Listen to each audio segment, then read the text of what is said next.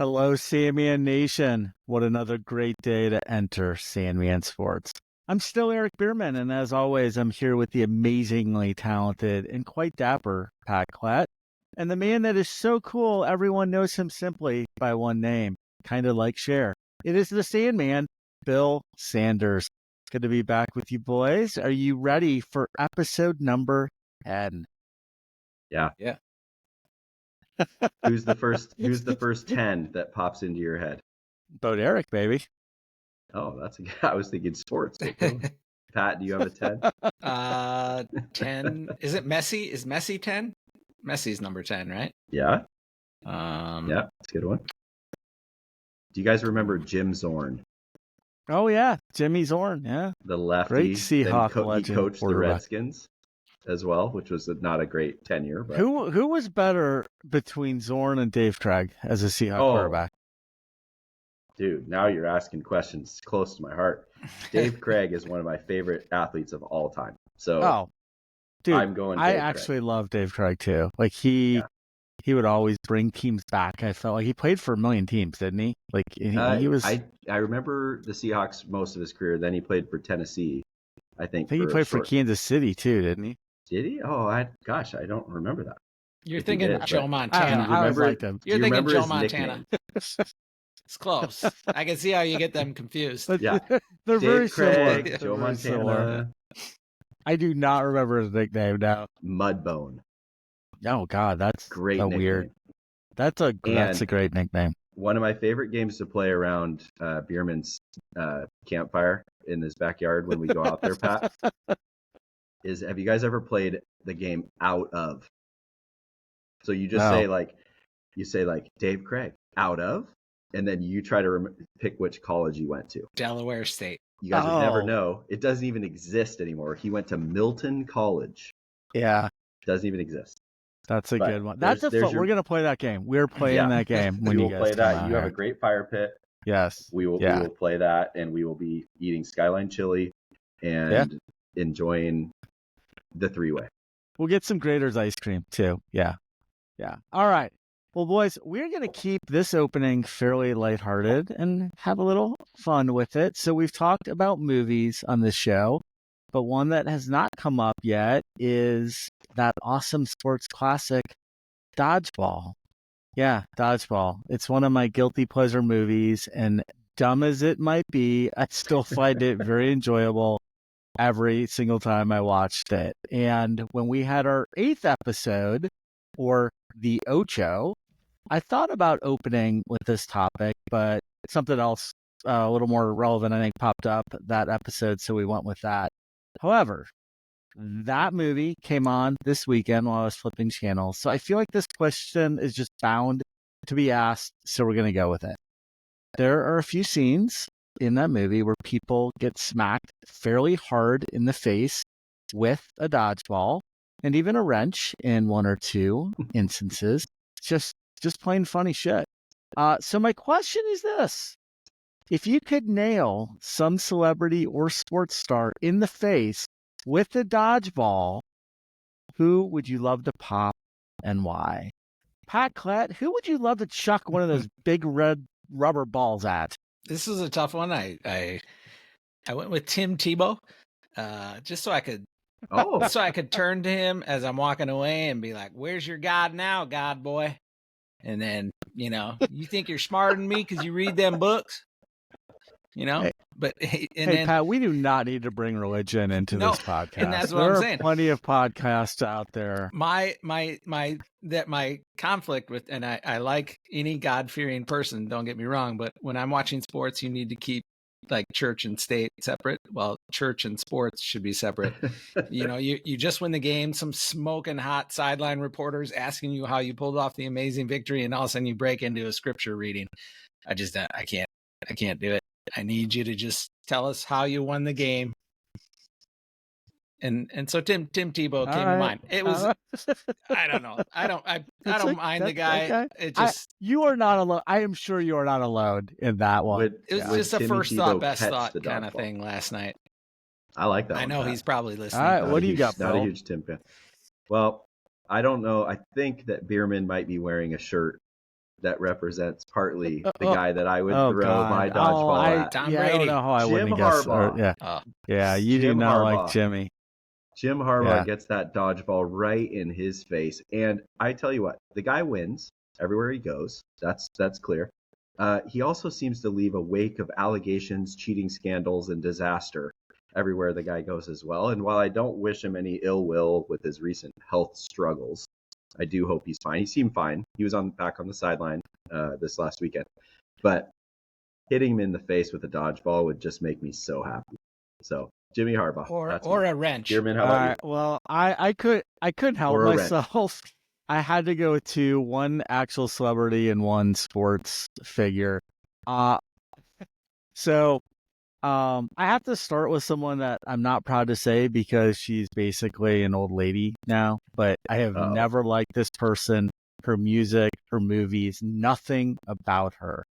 And that would be who many people simply call Babs. Yes, Barbara Streisand just drives me insane every time I see her.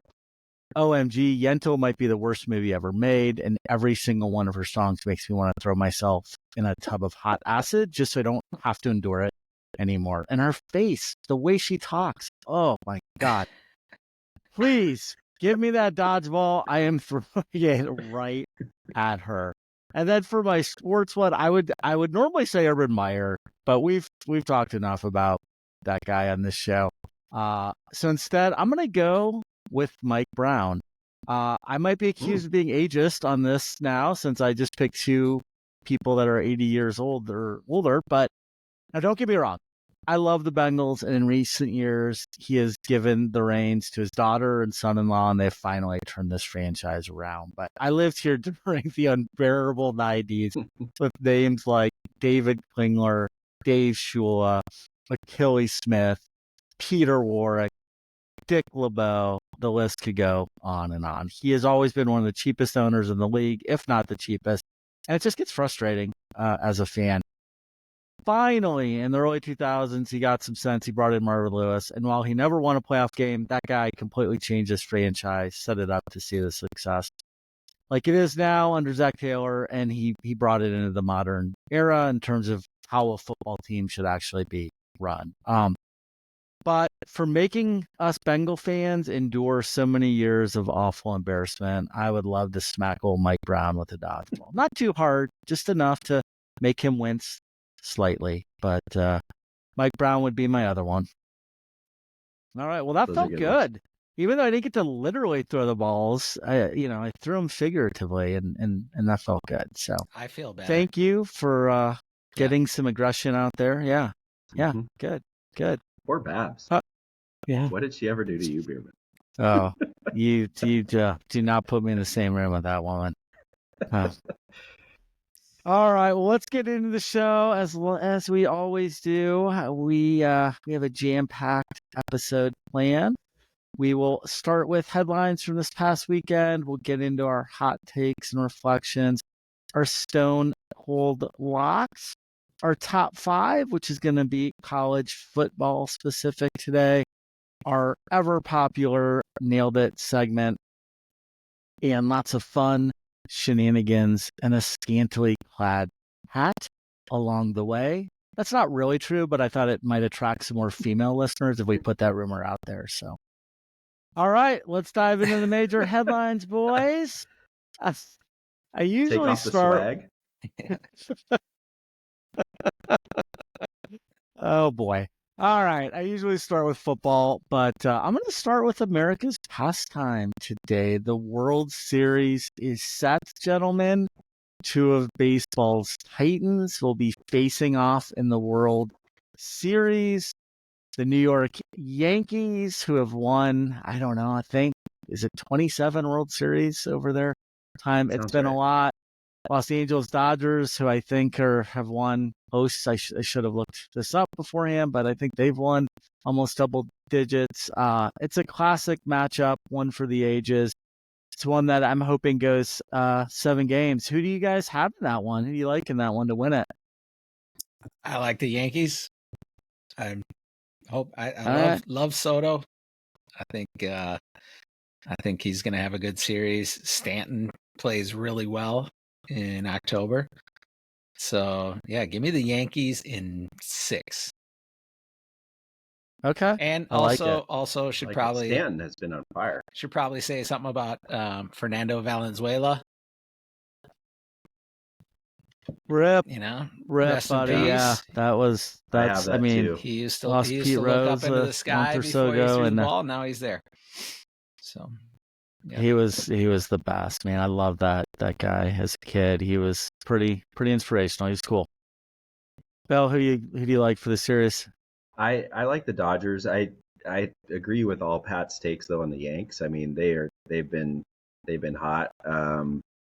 Yeah, Dodgers too though. I mean I heard something about the Mets giving up the most runs ever in a championship series. So Dodgers obviously.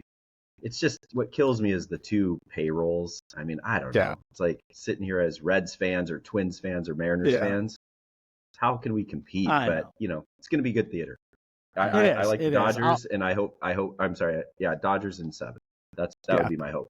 Yeah, I have a sneaky feeling the Yankees are actually going to win. I think it is going to go 6 or 7. But if I had to, I don't really care for either team, honestly. But I'd probably choose the Dodgers if I had to. But all right, well, let's keep going with the headlines here. The NBA season kicked off last night with the defending champs Boston Celtics as the betting favorites to repeat, and the Oklahoma City Thunder as the favorite to come out of the West. Pat, your T-Wolves are second favorites in the West, so it should be a fun year to be a fan of. They did not look good last night. No, they did not. Yeah.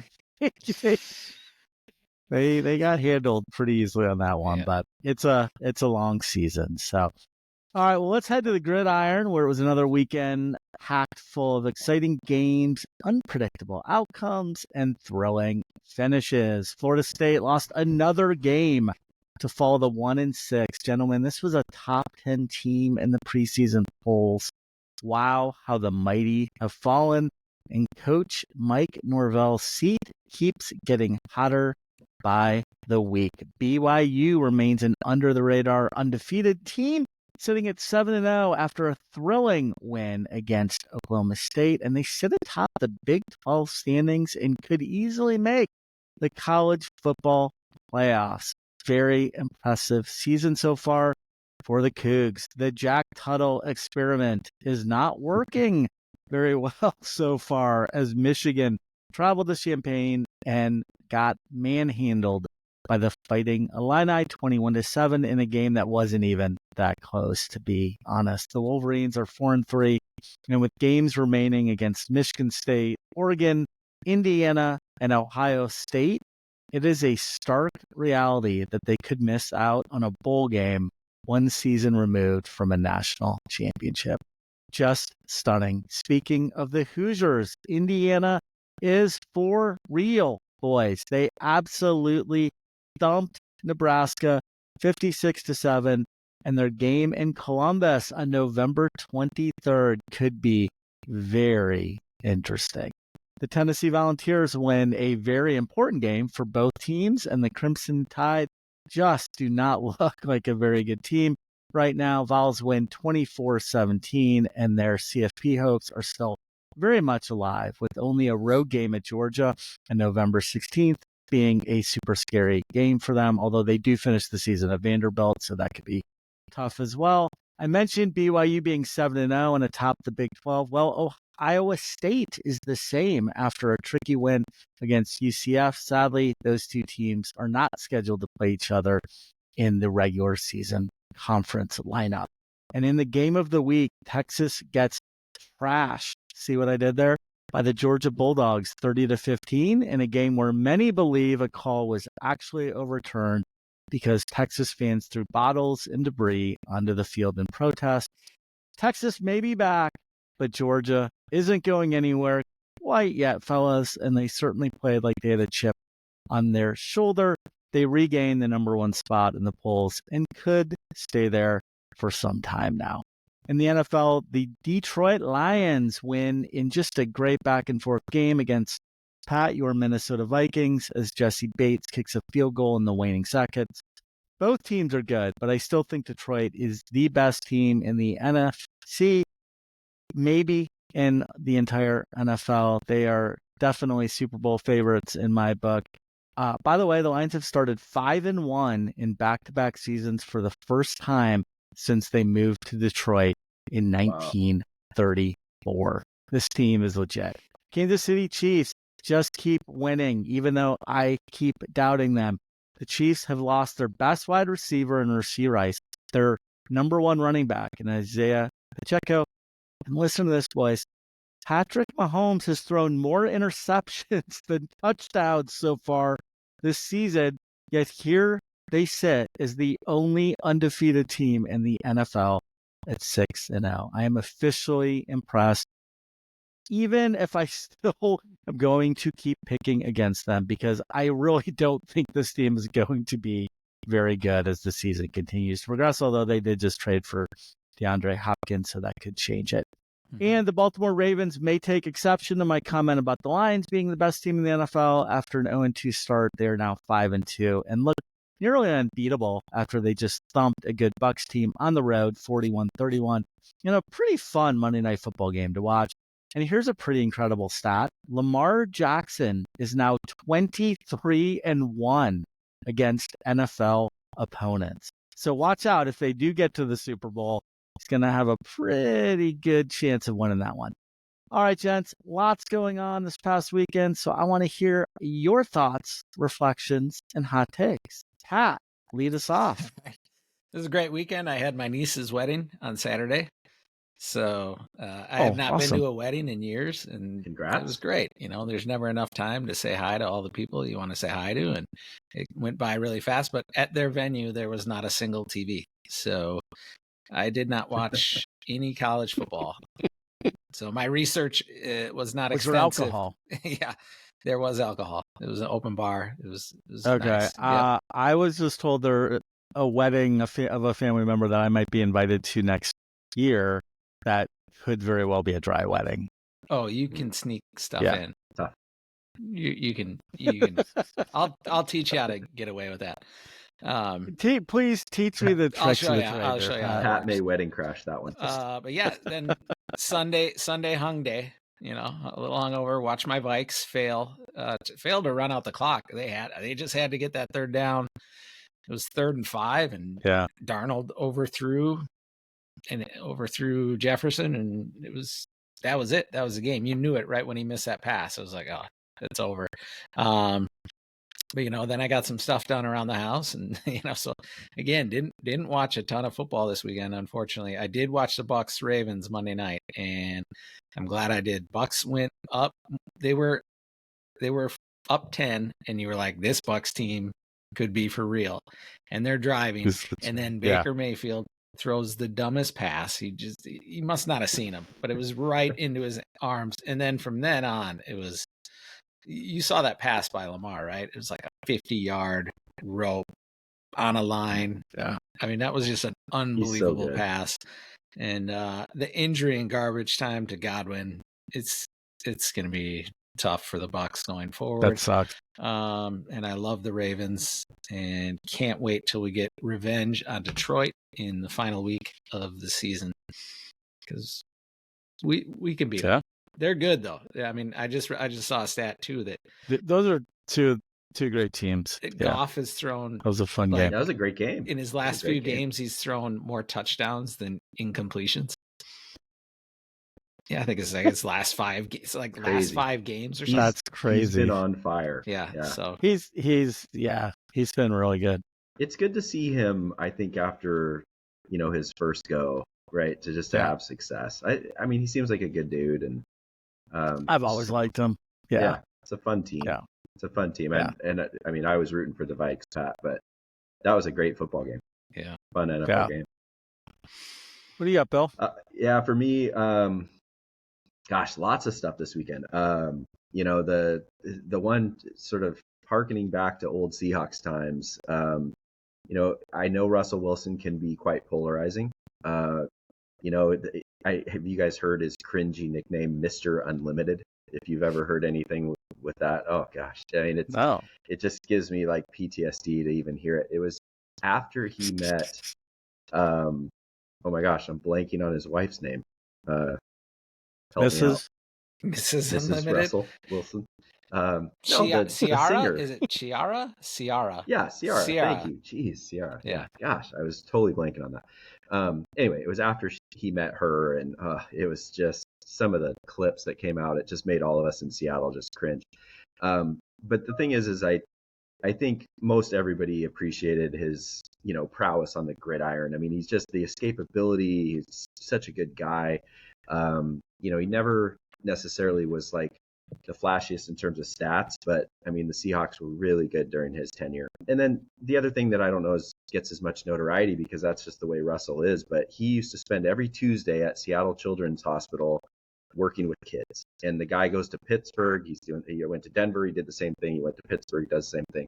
I just think, he is an all-time humanitarian just for all the stuff he did with the kids. So to see him go out and have a good first game, I thought was pretty cool. I hate the Steelers, but I thought it was cool that Russ had a good game, and I just thought good for him. The second thing, and Bierman, you mentioned this in your headlines, but the Georgia-Texas game, when as football fans are we going to get officiating figured out? It is ridiculous that we have the money in college football and then you have the shit show that comes out to referee these games. I mean, I know Pat didn't watch football, but Eric, did you see any of that game? Like live, were you watching the first pass interference call? I did. Yep. Makes the pick.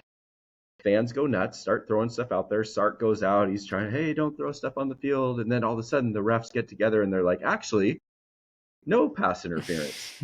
And I mean, Bierman, you mentioned this, but how can you let an unruly crowd all of a sudden overturn a call? The flag was thrown. It's a problem on the field. I know. They should have these expedited reviews. Why can't we just get professional referees? Just get it done quick. Have an office in New York. They're looking at it. They see it. You just send a message down and totally it's done. Agree. How fast did they figure out the 12 men on the field thing with Oregon last week? It was done by Monday. I mean, why can't we just get this right? Just ridiculous. Anyway, they go down, score a touchdown, didn't end up mattering. I thought Georgia looked really good. Their front four is unbelievable. So that was a fun one. And then if you guys will indulge me, just a quick take that I'm going to do on my son's soccer team. Okay, so I'm going to make this quick. So my son Will plays for Eastside FC. It's a really good local club. And there's two teams in his age bracket, B09s, meaning they were born in the year 2009. And this team Red is above Will in terms of club hierarchy. So the way it works is you've got these good teams and it goes red and then it's white. All the teams are good. Okay, but at tryouts this year, Will did not make the red team, which he's really been wanting to do for several years. So they had a chance because they're both playing in the same division now. That they are both sitting at 6-0, first place, tied in the top of the standings, and they were playing each other this weekend.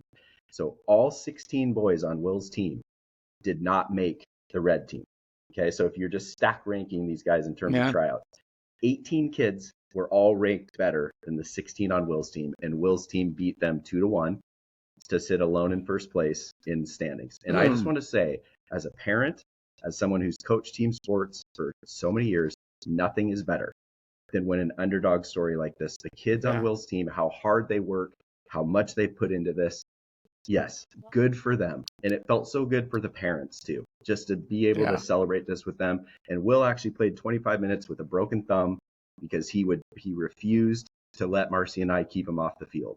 And I just thought, again, as a competitive person, it was awesome. Do you think So thank you for letting me get that out there in podcast. Bill, do you think he would have made the red team if you wouldn't put so much pressure on him? And you guys remember Todd Marinovich? Like, unlike his dad, Marv. who was like, That's a great story, Bill. That's thanks. awesome. I appreciate you guys letting me say it because it's just such a proud dad moment. And good for Will and good for all his teammates. It was a really, really cool thing on Sunday. So nice. Eric, how about you? What you got? Well, I mean, so you guys hit on a lot of the big stuff from the past weekend. I'm gonna go a little different with mine, and I'm actually gonna look forward and talk from a betting angle actually, about some things that just stuck out at me. I'm going to start with some weird lines of the week, in my opinion. I usually write the first draft of my best bet articles and do a lot of my research early on Monday mornings. And I start by just looking at lines and ones that pop out on the surface as interesting. I write down, and then I dive into the research, the stats, the trends, injuries, road records, all that type of stuff. And there were a handful this week that just like jumped out at me immediately that I wrote down. But then when I started diving a little deeper, I just got really bad feelings on these. Like there's just something fishy about them, like almost like they're too good to be true. We've all seen those, and I will say, typically when they seem that way, for me at least, they end up being too good to be true. Like they don't always hit. So I just wanted to share some that popped out at me. And for our listeners, if you're betting on this, you might hit them, but I would just take a second look because there's something weird about some of these. So first one, BYU is getting, I talked about them earlier, they're getting 1.5 points at UCF. I mentioned BYU earlier. They're 7-0. They travel to play UCF team who is 3-4. On the surface, it seems like BYU should absolutely be favored, and money should be pouring in on them from the public. As I looked further, UCF does have a top 25 offense. They put up 437 yards per game, but their defense is pretty bad, so that wouldn't worry me too much. I think that kind of balances that out. It just seems really odd to me, but it's so odd that I am staying away from that one. I am not going to take BYU, even though I think a lot in the public might. Another one that looks a little strange to me is the Vanderbilt Commodores, led by F-bomb King himself, Diego Pavia. His team there is sitting at 5-2. They host the Texas Longhorns, coming off a physical, depressing loss to the Georgia Bulldogs. And the Doors are getting 18.5 points. This seems eerily similar to a few weeks back when they got 21 points at home against Alabama. Again, not saying to bet the Doors, but at first glance, I sure wanted to. It just seems kind of too easy to get that many points and too strange. So we're going to stay away from that one. And then another top 25 team who's 6-1, getting 21.5 points. It's Illinois. Top 25, traveling to Eugene to take on the Ducks. Seems like a lot of points, but again, might be too good to be true. Bookmakers typically know what they're talking about, so we're going to stay away from that one too. So much of Stone Cold Lock stuff from me, Eric. It's kind of creepy. It's totally creepy. Yeah. Okay. Well, we'll move on then. You know what? Let's just go right into Stone Cold Locks then. That's a perfect segue. Bill, I'm just taking the segment off though. You really cursed yourself. I know a couple weeks ago, man. I mean, and you even said it when you said it. You're like, "This is probably not good." But I'm an idiot. You were talking about how good you've been picking. You have been unceremoniously 0-6 since. Collectively, Pat and Bill struggled this week. I tried to keep the ship upright by going 3-0, and my kinda lock of the year hit with the Ragin' Cajuns bringing home the cover. So nice. All three of us still have positive records and are in the money. Updated season standings are very strong still. Pat, 15-8-1. I'm 14-9-1. And Bill, you're still above the 500 mark at 13-10-1. Let's keep this hot streak going. Pat, what do you got for us? Yeah, I was going to do the over in the Bears-Washington game, but then I heard Jaden Daniels is out. Well, he could be out. So I switched it over and actually did an NCAA game, which is rare for me. But wow. Yeah, I know. Oh, wow. Everybody, sit down. Gophers. Pay attention. Boise State, laying 3.5. They only lost by 3 to Oregon. UNLV pass defense is bad, and if you want to parlay this with the over at 66.5, I think points will be scored like a good old-fashioned college football Friday night game. And you got what's his name, Ashton Ashton Gianti. Ashton Gianti. Gianti. Yeah. So Yeah. I think it'll be a track meet, and I think Boise State's gonna definitely win by more than 3.5. So give me Boise State. Yeah. Yeah. I like it's it. a two-pat. I got Boise State Nice on my list as well. Oh, Pat. wow. You do. All right. Yeah. All right. I do. And here was my rationale. I agree with everything that Pat just laid out there, but I just love. I think we often try to overcomplicate things, and at least I do when I'm gambling. And this one to me doesn't feel hard. Go with the best player in America. He runs the ball. They keep the ball away from UNLV's lethal offense. I do agree points will be scored. Boise State's played in quite a few high scoring games. So, but yeah, I felt like this hook scared me a little bit. -3.5, I think I saw. Pat, is that the same line you just said? Mm-hmm. 3.5 was -3.5. Yeah. So, but yeah, it opened at 2.5. Yeah, that's why I knew it was somewhere in that range. Yeah. But yeah, I like that one as well. I just feel like Boise State is the better football team with the best player in America. Awesome. Bierman, how about you? All right, well, yeah, last week, as I said, I went with the Ragin' Cajuns, and they pulled through. We are sticking in the Pelican State, fellas, and we are going with the Louisiana Monroe Warhawks, getting 8.5 points. 8.5 points at South Alabama this week. By the way, spoiler alert, all 3 of my Stone Cold Locks are underdogs this week, boys. The Warhawks are 5-1 overall and also 5-1 against the spread. Their only loss came against the Texas Longhorns in week 3. Their offense is not very good. I'm going to just say it. It's not very good. They sit near the bottom, but their defense is top 40 in the nation. It keeps them in games. On the other side, South Alabama has one of the nation's worst defenses. They allow 435 yards per game. So I am confident Louisiana Monroe will be able to move the ball and put up some points. The Jaguars coming off a win over a weak Troy team. They do protect the ball well. They've only had 3 turnovers all season, but I believe the Warhawks are getting too many points here. Once again, I am sticking with a team from Louisiana. Give me Louisiana Monroe plus the points. Pat, what is your number 2 Stone Cold Lock? Let's see. Second one I have is Atlanta over Tampa Bay. Atlanta's laying 2.5, and I think those injuries are going to be difficult to overcome. Baker Mayfield makes too many dumb throws. This is going to be where Tampa Bay just kind of licks their wounds for a few weeks, and I think overall, I think Tampa Bay will come back once Evans comes back, and they'll get it right again. But this game is Atlanta's. I think Kirk Cousins is going to have a nice game here. Yeah, so give me Atlanta. I like it, Pat. I think you're right. It just feels like this could be kind of the beginning of the end for Tampa Bay for a while. I could see a big stumble the midway through the season. Mm-hmm. Do you guys, is Mike Evans?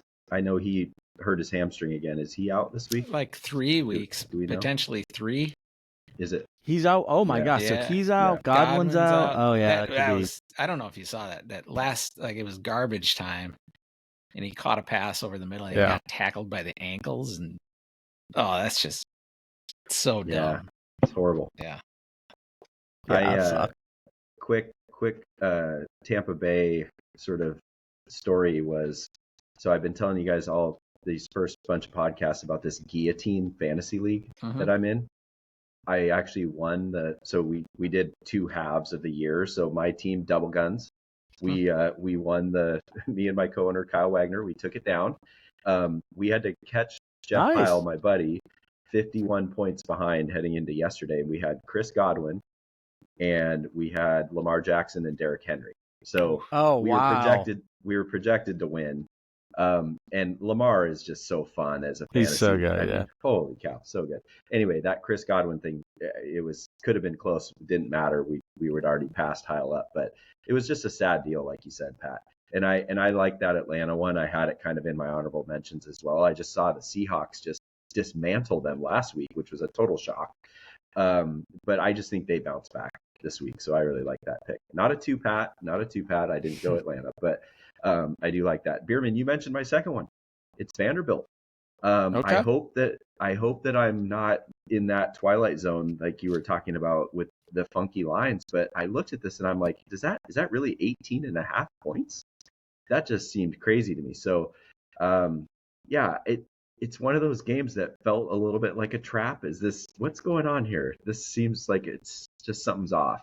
Yeah. But I like Vanderbilt at home. They've been good. They've been giant killers before. I hope it's not an overreaction to Texas just getting absolutely beat down last weekend, but it feels like a good situation for Vanderbilt in terms of Texas kind of getting beat up by Georgia. Now they got to travel, short travel, of course, but they head into Vanderbilt and maybe they'll throw another goalpost into the Cumberland River. Who knows? All right. We'll be rooting for the Doors. Yeah. What about your second one, Eric? All right. Well, we are going to go to a neighboring state near Pat. We're going to take the Badgers plus 6.5. Wisconsin has been very quiet and very non-threatening the past couple years since Luke Fickell took over. However, this season, the Badgers sit at 5-2. They're riding a 3-game winning streak where they've outscored opponents. Listen to this. In the last 3 games, they have outscored opponents 122-16. Their offense is sneakily explosive, and their defense remains rock solid. No surprise, they're ranked in the top 15, just like typical Wisconsin teams. Here come the powerful Penn State Nittany Lions, who may just be the best team in the country. They boast a top 5 defense, a top 10 offense, and have looked just great this season, honestly. However, this feels like too many points to lay against a disciplined Wisconsin team at home, especially with Penn State potentially looking ahead, might be peeking ahead a week to their huge matchup against Ohio State. In this tricky little spot, I like the Badgers to cover in front of a crazy home crowd, just ready to jump around, give me a shot of whiskey, take the points, and I kind of want to predict the overall upset. You know what? I'm feeling a little frisky. We're going to say Wisconsin's going to win the game. What was the line? Is it 7.5? 6.5. 6.5. 6.5. Yeah. Okay. Yeah. Ooh, that's Nice. Camp Randall, Saturday night. That'll Yep. be a fun one. Yeah. Well, my last one, I went with Carolina has lost by at least 10 points in every game, except for their one win against Vegas. They're getting 8.5 points, and they're in Denver, but they're rolling out Bryce Young again. So Bryce Young 2.0.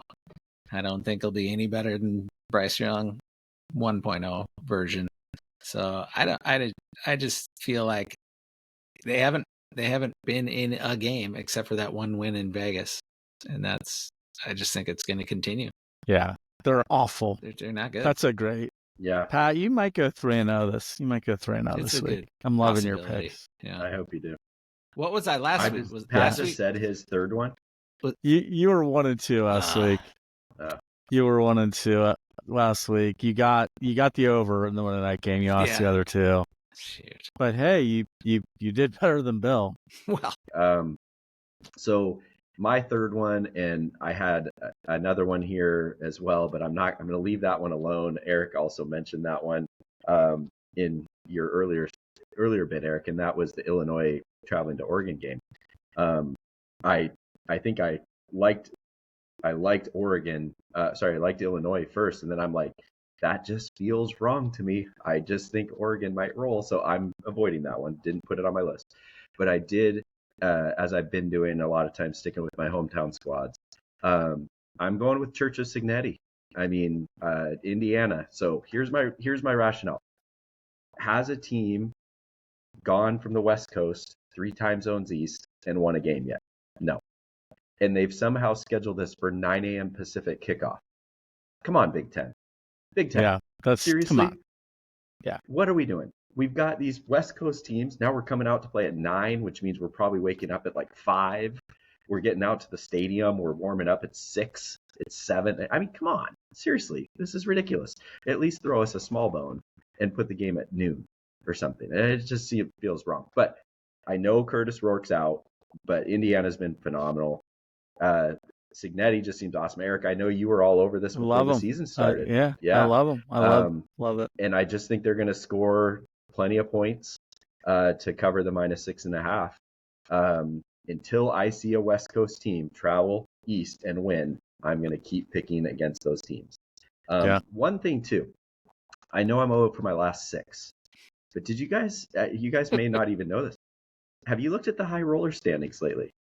Do you see who's on top of the high roller standings? It's Enter Sandman Sports.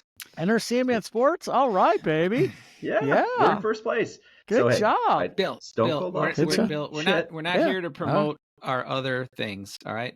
We're talking about Stone Cold Locks. Okay. All right. Well, actually we are. It's for charity. It's for charity. Yeah, it's all for charity, but to a good cause. What Bill has just done though is sealed our fate, and we will be in 12th place 2 weeks from now. So thanks, Bill. No. All right. Yeah. That was only Stone Cold Locks jinx. High roller is different. All right. Well, you're doing good. Yes, you're doing good at high roller. Keep it going. It's for the charity, Bill. It's for the kids. Super cool. All right, Bierman, what's your last I just one? cannot stop. I just can't help myself. I cannot stop betting against the Chiefs. I just have no faith in this team. Long term, yes, they're 6-0, but don't pull the fleece over your eyes. This team has real flaws. They are far removed from the dominance of their past Super Bowl winning squads, even though they currently are 6-0. While I do expect them to win the game, I do like the Raiders to cover the spread, which currently sits at +10. With Aiden McConnell injured, Gardner Minshew steps in. I'm hoping he will provide a spark and not turn the ball over as much as he did this past weekend when he came in. Tight end Brock Bowers is quietly turning into a superstar, and resurgent Alexander Madison can grind it out to slow the pace and keep Mahomes off the field. Combined with their underrated, the Raiders have a top 10 defense. Las Vegas should keep this game competitive and cover. 10 points is a lot in any NFL game. Division game. Raiders are not good, but they're not that bad. So I will take the Raiders +10. All right. Well, we are going to move into our top 5, and this one I'm really looking forward to. This is a fun one. Last week I talked about, and you just mentioned, Pat, Ashton Giante, and how he has a real chance to break many of Barry Sanders' single season records from 1988, especially for yardage and touchdowns. And I mentioned that Sanders is my favorite college football running back of all time. So it got us thinking that it could be fun to do a top 5 around our favorite, not necessarily who we think are the best, but our favorite college football running backs of all time. So that is what we're going to do today. Pat, start us out with number 5 and number 4. Yeah, I'm excited about my top 3. My 5 and 4, I'm doing a dual teammates, Marion Barber and Lawrence Maroney from the Gophers. I just got back from college. Yeah. This is probably during the time where I watched the most Gopher football of my life. I generally don't tune in too much to the Gopher football, but during this era, Marion Barber and Lawrence Maroney were running over everybody, and they had pretty decent NFL careers after college. But this is the early 2000s. I figured I'd lump them together in my number 5 and number 4 because I really only have 3 that I'm really excited about. So, Lawrence Maroney. Nice. I turned my top 5. This won't surprise anybody. Turned my top 5 into my top 5 Husky running backs of all time. I was wondering, and yeah. I mean. There were so many guys. I was starting to feel a little bit overwhelmed just with like how recency bias. Are we talking about Gianti? That guy is such a stud. He's so fun. And there's just been so many good ones through the years. But I'll make this a little bit quicker just because this is really Husky centric. But so many of these guys played a huge role in my Husky fandom, through the years. And I mean, I've been going to games since 1980, so seen a lot of good running backs come through Montlake. So My number 5, probably a guy that you guys wouldn't remember a bunch, but his name's Chris Polk, and he he played in the NFL as well. Just the definition of a workhorse. Just love that he played 3 downs. He was a huge get for the Huskies. He's one of those guys that it was the Tyrone Willingham era. If you guys can remember that, how awful it was for us. Oh my God, I forgot he was a coach for you guys. Yeah, actually, we went 0-12 in one of those Ty Willingham years. So thanks, Ty. He was the worst coach in Husky history. But anyway, one of the things about Chris Polk that I loved is that he, in the Apple Cup, which is that annual game between the Cougars and the Huskies, Chris Polk was just a monster for the 3 years that he was there. Scored 6 touchdowns, rushed for 600 yards in those 3 games. And, that's just something that always will stand out, is that he just showed up in that huge in-state rivalry game for 3 straight years. So Chris Polk, number 1, fantastic. Number 4, you guys might also, this is a little going back a little ways into the late 80s and in 1990, but his name's Greg Lewis. He also was drafted by Denver, played in the NFL for a number of years. He was just huge. He was elusive. He was the first winner. I was doing some research. I didn't realize this, but he won the Doak Walker Award in 1990. He was the first recipient, which was kind of cool. And he took the Huskies on his back to 3 straight Rose Bowls. They won 2 of those in that span. And so, he was a winner. He set a still Husky record with 10 straight 100-yard rushing games in 1990, which is kind of impressive in today. If you think about that, it's kind of crazy. Obviously, more running happening back then than now. But Greg Lewis was my number 4. Eric, how about you? That's awesome. Well, yeah, How many Wolverines? I could have a full list here of just Michigan running backs, but I will just spotlight 2 of my favorites here at number 5. They're both fairly similar, although they played years apart. I'm going to go with the duo of Blake Corum and Mike Hart. We'll start with Hart. Hart started all 4 years and set a freshman rushing record with 1,455 yards that still stands today. He rushed for over 5,000 yards in his Michigan career, also still a record up in Ann Arbor. He was part of some great teams with Drew Henne at quarterback, including the 2006 team and the game of the century against Ohio State. Marks against him are he never beat the Buckeyes, and he said the, quote, Michigan State is our little brother comment, which cursed us for years, but is still kind of cool that he said it. So, and then Blake Corum, I mean, come on. He's one of the best. He rushed for 3,700 yards and 58 touchdowns in his Michigan career. Just so clutch. Every time we needed him, he came through, including a giant 4th down against Bama, where he caught a pass from McCarthy and scampered 50 yards to set up the tying TD. He came back for his senior year. He guaranteed a natty. He came through. Super stud, one of my all-time faves. For number 4, most have never heard of this guy, but he played at my alma mater, Miami of Ohio, and he was his name is Travis Prentice. He was nicknamed Touchdown Travis because he scored a lot of touchdowns. He held the collegiate record for most TDs in a career. He graduated in 2000, so he played in the late 90s. He held that from 2000 until 2012 when Monty Ball of Wisconsin broke it. He is one of 4 Miami players with their jersey retired, another one being Ben Roethlisberger. Prentice was part of some good teams with Miami. He was a big reason, obviously, for that success. But the Roethlisberger era and some of the best teams that Miami has had, including a top 10 ranking, actually would start the year after Travis graduated. But he was just so fun to watch. Still one of my all-time faves. All right, Pat, what do you got for 3 and 2? I know this is kind of your show, but that was technically 3. So you only have 2 left. Yeah, because you did the 2. No, I might have 6. I might have 6 more, Pat. You can make up the rules as you go, I guess. I mean, that's fine. Yeah. Yes. Yep. All right. So thanks, Pat. Bill, what do you got for 3 and 2? Oh, okay. Pat got 4 and 5. That's it this week. His Minnesota Gopher duo. That's it. Yep. I did number 3. I did Ron Dane, the Dane train for the Badgers. When I was in college, during that era, I would go to a lot of Badger games because I was just 2 hours away.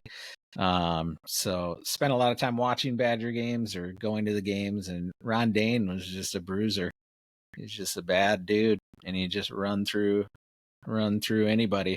And he put up a ton of yards, and that kind of, I mean, for the next, I don't know how many years, that set the tone for Badger running backs. I mean, they just kept churning out good running backs, good offensive lines for 20 some years after that. So Ron Dane, number 3. All right, number 2. Beast. Y'all might like this one, man. Ricky Dreadlock Rasta Williams. Oh, that's a good one. Yeah, man. Oh my God, I didn't even think of him. Yeah, man. You not think of Ricky Williams? I'm so mad at myself. That's a good one. Yeah, man. Ricky, what a best. He's such a crazy runner, like a Earl Campbell, or he's like big lower half kind of guy. He can juke a little bit. He talks like Michael Jackson with a law degree, when you hear him interviewed. He's such an he loves the herb and stayed true to his beliefs, and he's not going to let those crazy bald heads tell him what to do. Ricky Williams, man. Yeah, love it. He's the best. One of the craziest trades of all time, too, right? Yeah. Dick and the Higgles. Bengals turned it down because Mike Brown deserves to be hit in the face with the dodgeball. That's right. Yeah, he also was on this podcast I was listening to about athletes getting swindled, and Ricky Williams lost, I want to say it was $8 million to $10 million or something to this one chick. Awful. I mean, and he just seems like such a good dude. Yeah. Just like, hey, I screwed up. I should have been better about knowing that she was screwing me over. And anyway, yeah, what an interesting character. That's a good one, Pat. Well, obviously, guys, staying in Seattle for my next 2. Eric, you'll know my number 3, though, I think pretty well.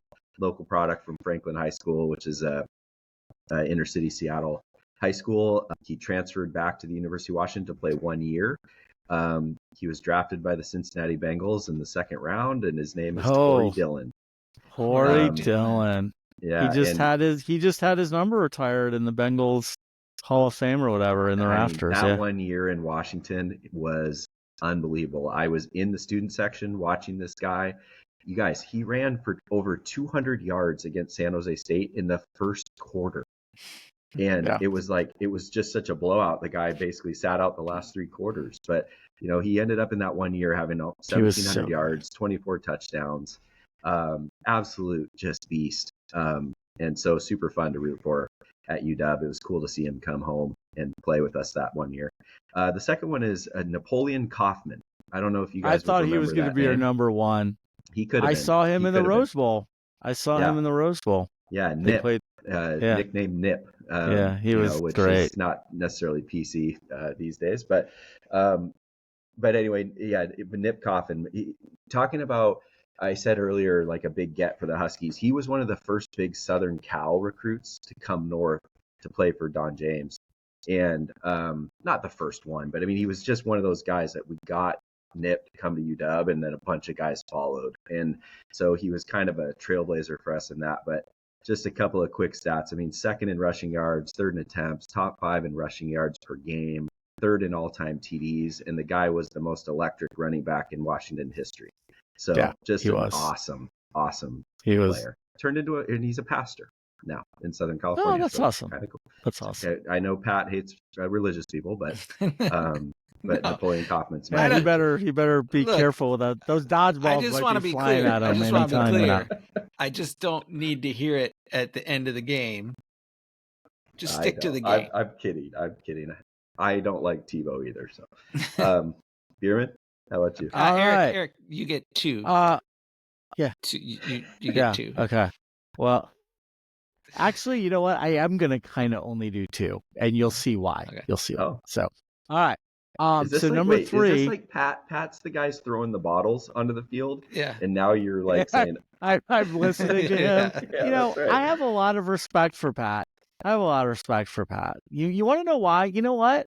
I'm going to jump right to my number 2. I'll come back to 3. But I want you to know why I have so much respect for Pat. My number 2 Mr. Ronald Dane, baby. Look at that. Me and Pat Nice. being simpatico here. Nice. I mean, the guy admittedly had a disappointing NFL career, but there were not many better in the college game than Ron Dane.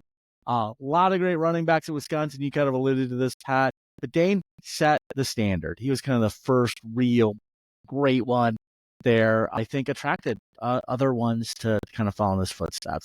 In fact, did you guys know? I mean, you probably do, but I had to be reminded of this, that Dane is the all-time leading rusher in college football history, if you count bowl games, which you should, with 7,125 yards. Wow. I mean, Amazing. I've always really liked him and respected what he did in the college game, but I saw that, I'm like, holy moly. Second place is Tony Dorsett, who is 600 yards behind. Just incredible. He also had, I raved about Corum's 58 touchdowns. He had 71 touchdowns in his career. I mean, just incredible.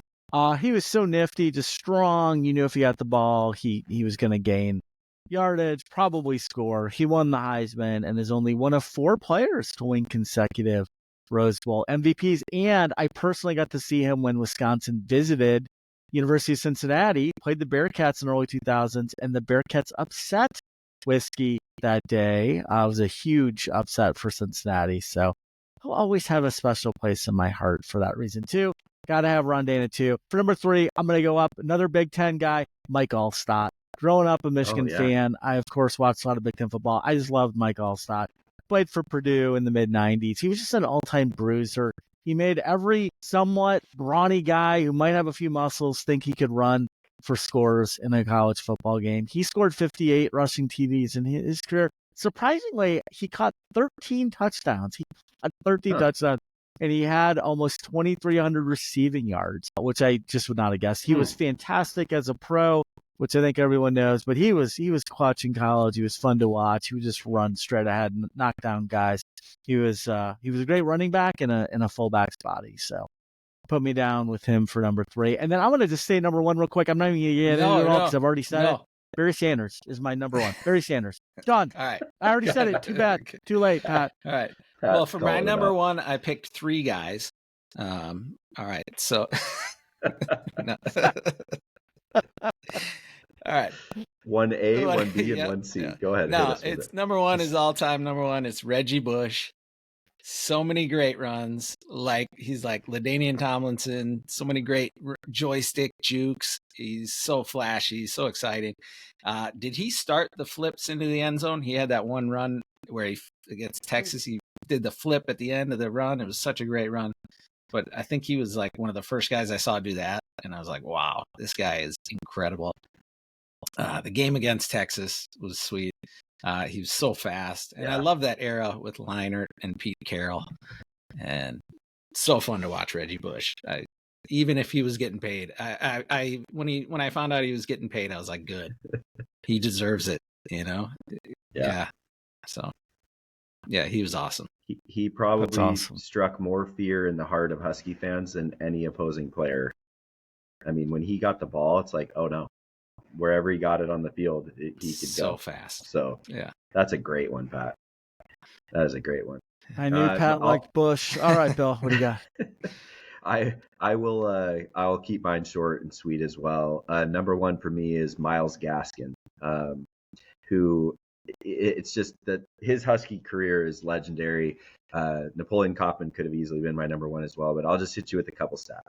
He's the only player in Pac 8, 10, or 12 history to have 4 1,200-plus yard rushing seasons. And you guys mentioned the other guy to do it, Ron Dane. Yeah. So kind of a cool tie-in there with all 3 of us mentioning Ron Dane, I thought. But he just made so many clutch plays. He was awesome out of the backfield, catching the ball. And there's one moment in my brain that will be seared in forever. It's an 80-yard touchdown run in the 2018 Apple Cup. It was snowing, and Myles Gaskin took it to the house and just sealed that game for us. And it's just one of those all-time moments. He's actually surprisingly had a pretty good career as a backup in Minnesota for quite a few years as well. And so it's, he'll never be a great NFL pro, but just a great college football player. And Myles Gaskin's my number 1. Awesome. Where did Ron Dane go? Did Ron Dane go to the Giants? Giants. Is it the Giants? Giants. Yeah, Giants. Nothing, huh? Yeah. Yeah. Huh. It was Yeah. him, and then Brandon Jacobs is another similar. Oh yeah. Big bruising body, running back right to the Giants, but Ron Dayne was unbelievable. The one thing I do just want to say about Brady Sanders, I'm not going to get into all the stats, but I don't think most people know this. I didn't. He had incredible stats. He's one of the greatest running backs ever. But he also returned kicks and punts, which is just, you don't see that very often today. He actually was the first player to open 2 consecutive seasons with a 100-yard kickoff return. In both seasons back to back, he started with a 100-yard kickoff return. Just crazy, and he returned punts. So love that guy. He was fun to watch. All right, thank you guys. That was a good one. And we're gonna move on to Nailed It. Phil, what do you got? All right, boys. So episode 9, we had Bill with 2 points, Eric with 1 point, and Pat with 2 points. We had a lot of controversy this week as well. I mean, I don't know if you guys realize this, but in one of the questions, I was 0.1 off, and a lot of people thought I should get a bullseye. I'm just going to be honest with you. A lot of people thought I deserved 2 points. I gave it to you. That's not how I roll. No, I know. You tried.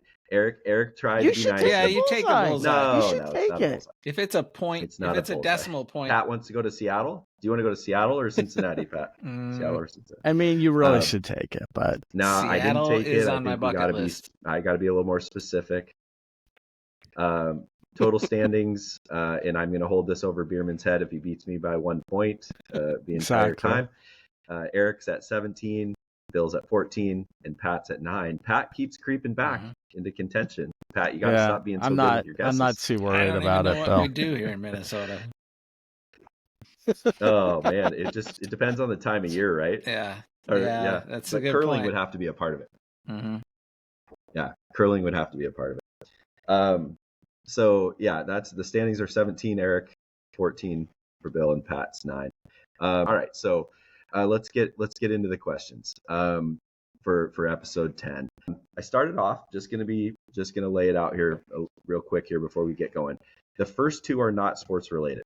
Okay, so the first 2 are not sports related. Then we go into some sports ones. And Pat, I'm gonna pick on you as third place at the moment. I want you to give me a state that is not Ohio, Minnesota, or Washington State. Any state in our 50 states. And drunkenness does not count. Let's go. Well, you can't say Minnesota. How about North Dakota? Yeah. North Dakota. Okay, North Dakota. So the question is based. So this is just again to prove that I have no cheating going on whatsoever.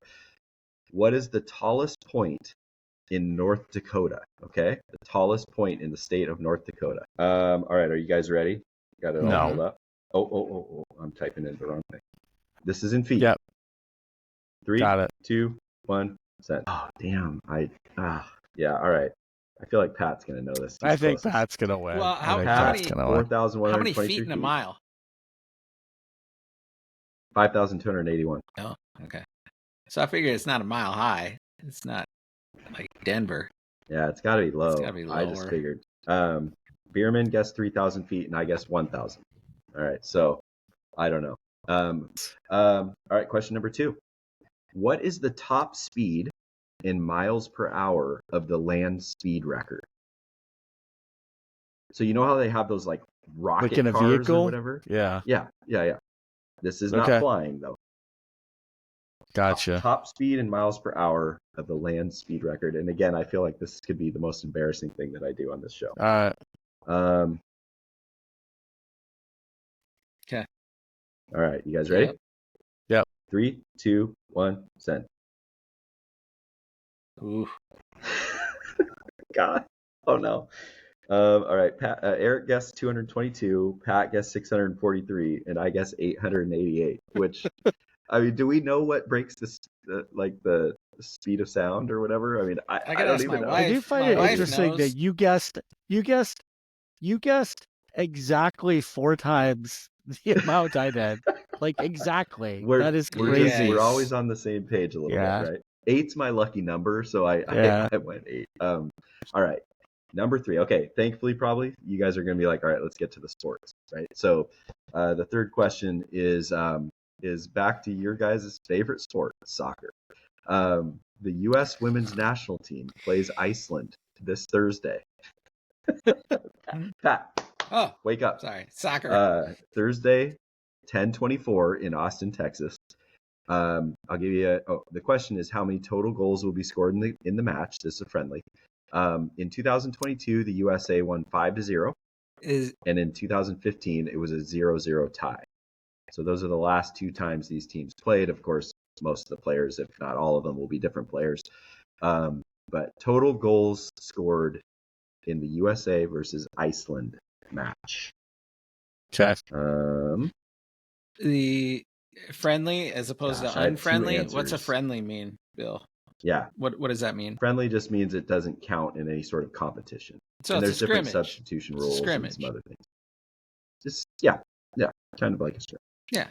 All right, are you guys ready? 3, 2, 1, send. All right. Oh shit, I'm boxed in. All right, I guess 6. Bierman 4. Pat 7. Bierman's hoping for the low-scoring defensive battle. Pat's hoping for the goal fest. We've already mentioned this earlier in the show. Game 1. This is question number 4. Game 1 of the World Series between the Yankees and Dodgers is Friday at 5:08 p.m. Pacific. It's Garrett Cole for the Yankees against Jack Flaherty from the Dodgers. And we mentioned this a little bit earlier, but I just wanted to highlight the top 3 major league teams in terms of payroll.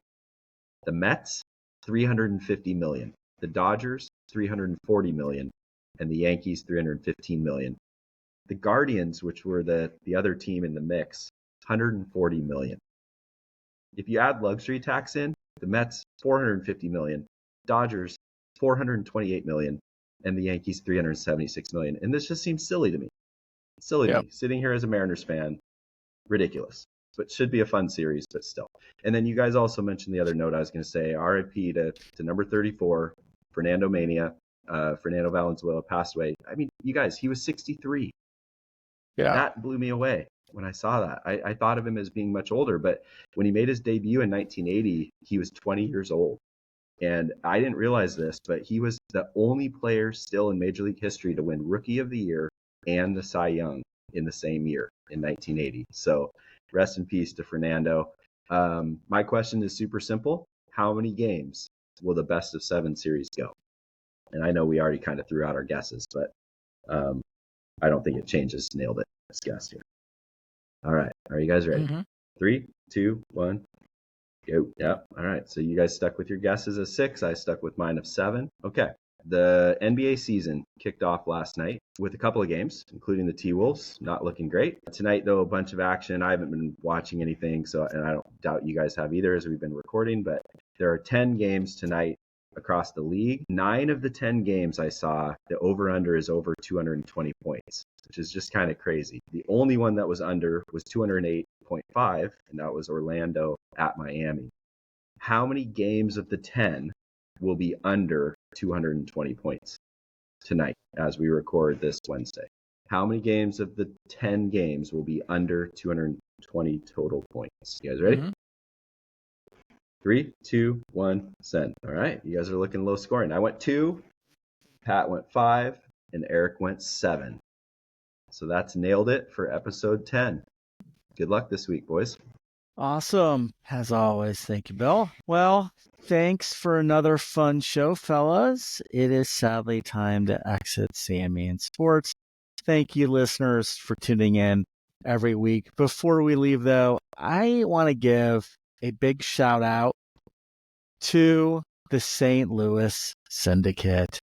Nate Blackston and Brandon Lewis, 2 longtime CMAN players who have graciously offered to do quick hit videos. They do 3 quick hit videos every week for us. You can find them on our YouTube channel and on our website. Our website is entercmansports.com, where we also have lots of articles, expert advice, podcasts you can find there too.